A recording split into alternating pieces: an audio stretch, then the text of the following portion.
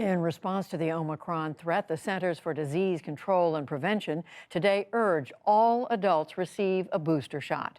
For more on all this, we turn to Dr. Anthony Fauci, director of the Institute of Allergy and Infectious Diseases. I spoke with him a short time ago. Dr. Fauci, thank you very much for joining us. First of all, is Omicron in the United States? We don't know that right now, Judy. We are certainly looking very carefully to see if it is already here. But given the characteristics which we're starting to see unfold about this virus and what's gone on with other countries over the last 24 to 48 hours, I really would be surprised if we didn't ultimately have it here in this country. But right now, there's no definite evidence that it is here yet. Dr. Fauci, as you know, the World Health Organization is saying that this is potentially very high risk, what the Omicron poses. But then President Biden said today that it's a cause for concern, but not a cause for panic. So how concerned should people be?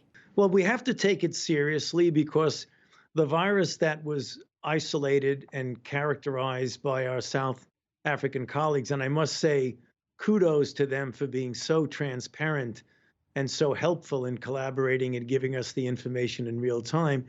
It displays a constellation of mutations, Judy, that would be suggestive that it has a high degree of transmissibility advantage, and it could, in fact, evade some of the immunological parameters that we follow, like monoclonal antibodies and convalescent plasma, and even vaccine-induced antibodies. We don't know what the ultimate impact of that.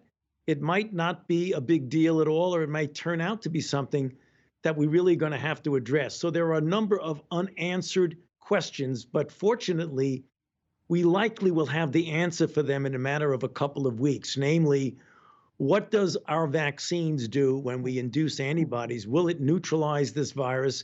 And importantly, as we're getting information from our South African colleagues, when you do get infected with this, is it a severe disease or is it only a very mild disease? So it could be a highly transmissible virus without severe consequences or not. We don't know that. And that's the reason why the president very appropriately said, we're concerned, we're paying very close attention to it, but we should not be panicking about it. Is there early evidence, though, as to whether the vaccines being offered right now protect against this new variant?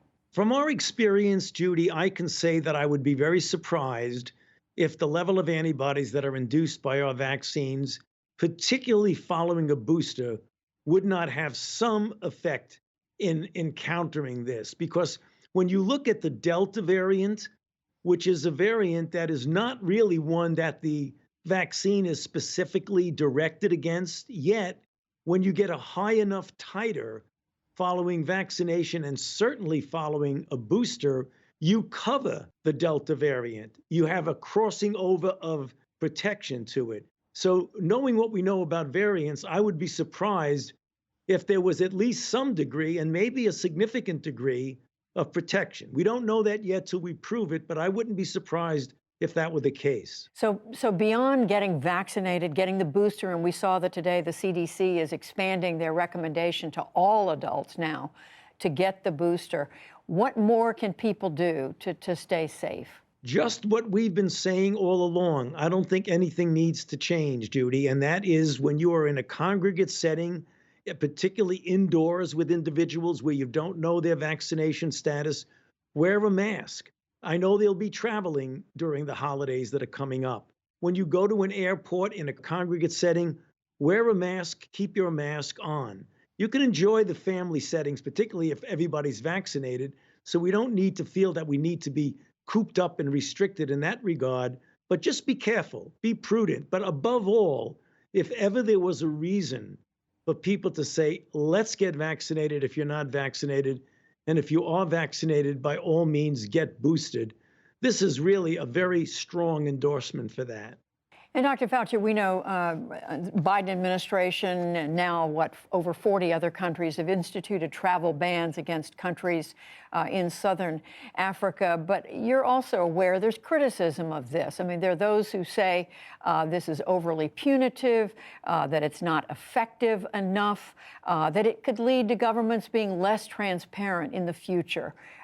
Do you think there is some truth to these criticisms? It's a very tough call when you have to make a decision like that, because when you're looking at something in which the molecular virologist and the WHO and those who are looking at the virus say, you know, this is really of a concern. We don't know yet the full scope of it.